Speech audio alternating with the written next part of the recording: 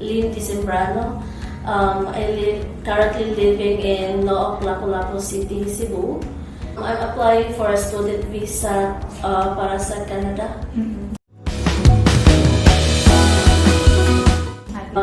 To be honest, mixed just siya until now.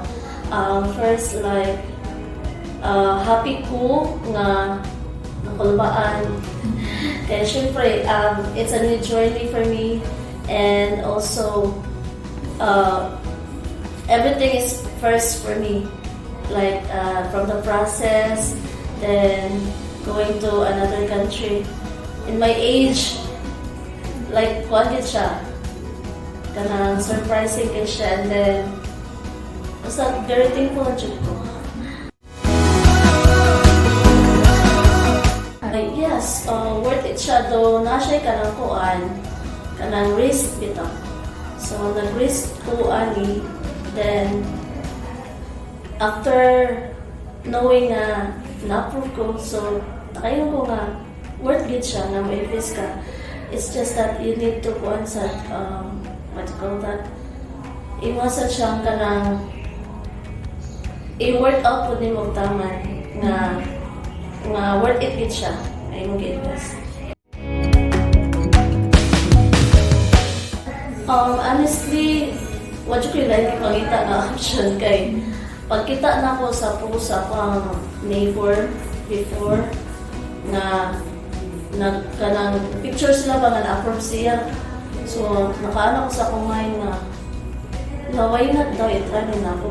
Though, kanang nadyan sa kong plan na gusto kong larga.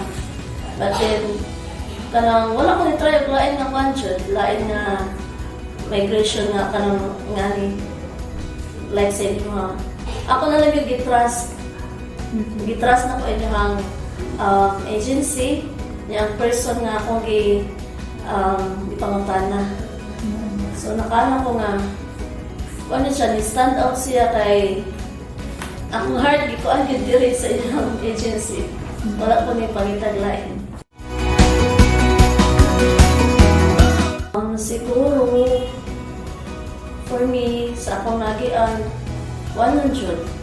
First kay, salig lang yun sa Ginoo, trust in God, tapos, hindi lang yun mo suko, like, padayon lang yun kay ako, nagian dyan na ako, like, grabe akong hilak kay nakaanaw nga, di na rin ako kaya, I don't know, asan ako mangitag kwarta, ihula mo, but God is so good lang yun siya nga.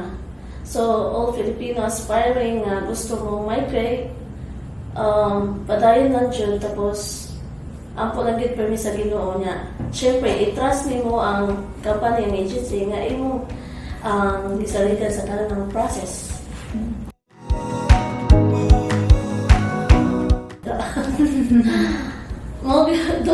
double emotion gyapon ko, ma'am. Excited nga nakulbaan nga kay tug naunon gyud kay ko as in. Mabukot pa man gani ko, mabukot pa matulog, so once siya excited nga kanang kulbaan, tapos ang ako lang gid is manikamot. Mo decision gid mo dapat ikot din yung mind, yung heart, and then effort. And siyempre, need mo get money. Inyo lang siya put as one. And then, kuha lang yun. Be confident, and then trust God and trust the process.